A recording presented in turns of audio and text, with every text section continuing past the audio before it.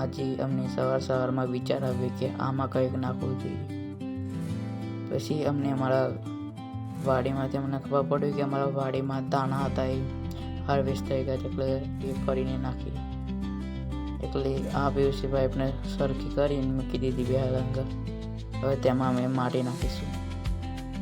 પહેલાં માટી નાખી, પછી જે અમે આ બધું અમારા રસોડાનું હતું તે બધું ભેગું કરેલું છે તેને અમે તેમાં નાખીશું અને બીજા માટે અમે સાઈડમાં કાઢી રાખીશું. આમાં થોડુંક વધારે પડી ગયું તો એમાંથી કાઢીને અને પછી તેમાં ચારે બાજુ ખૂણામાં પહેલાં હરખું કરી દઈએ. પછી આમાં માટી નાખીશું. આમાં વર્મી કમ્પોસ્ટ નાખેલો જ છે. અમે પહેલાંથી જ બનાવેલું હતું એટલે અમે વર્મી કમ્પોસ્ટ નાખવાનો વિડીયો નથી બનાવ્યો. પહેલાંના રીતે જ આમાં અમે સરખી રીતે માટી પાથરી લઈશું અને પછી અમારો જે કિચન વેસ્ટ હતો એ લઈશું અને પછી આમાં નાખીશું અને તેને સરખું કરીશું. ફરીથી ઉપર એના પર એક બીજી લેયર નાખી દઈશું માટીની. આમ થોડી માટી નાખીશું અને તેને સરખું કરી દઈશું. પેલી બાજુ બી સરખું કરશું અને આ બાજુ બી સરખું કરી દઈશું અને ઉપરથી થોડી માટી ચીની માટી ઉપર નાખી દઈશું એટલે એ કમ્પ્લીટ થઈ જાય. અને તેને સરખું કરવા માટે થોડું નાખી દઈશું.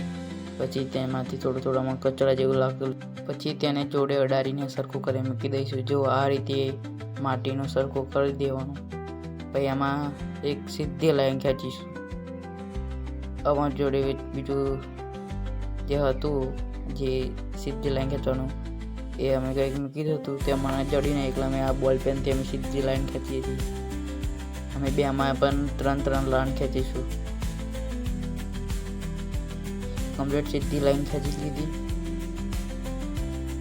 અને આમાં થોડાક વાંકી લાગતી એટલે મેં તેને સરખી કરી.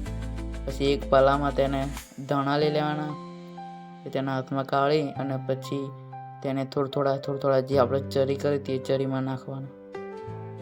થોડા ચરીમાં નાખવાના, વધારે નહીં નાખવાના તો પછી ભેગા થઈ જશે તો બહુ જાડા લાગશે એટલે વિકાસ થાય છે નહીં. એટલે અમે થોડું બધામાં નાખ્યું. થોડા નાખીશું. ફરીથી બીજો ઓર્ડર લઈશું અને જે રહી ગયેલો અમે ફરીથી નાખીશું. છેલ્લો મસાલો રહી ગયો.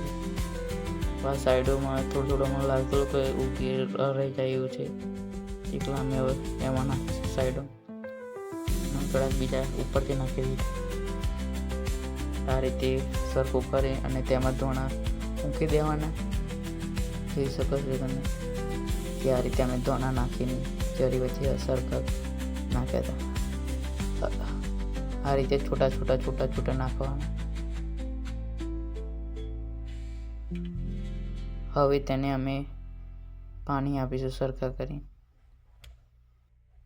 તેને ગિલાસે પાણી આપવાનું, નકર બધા બીજ હતા એ બધા બહાર આવી જશે એટલે અમે તેને ગિલાસે પાણી આપ્યું હતું. તમે જોઈ શકો છો આ પાણી નાખ્યા પછી આ રીતે થઈ જશે.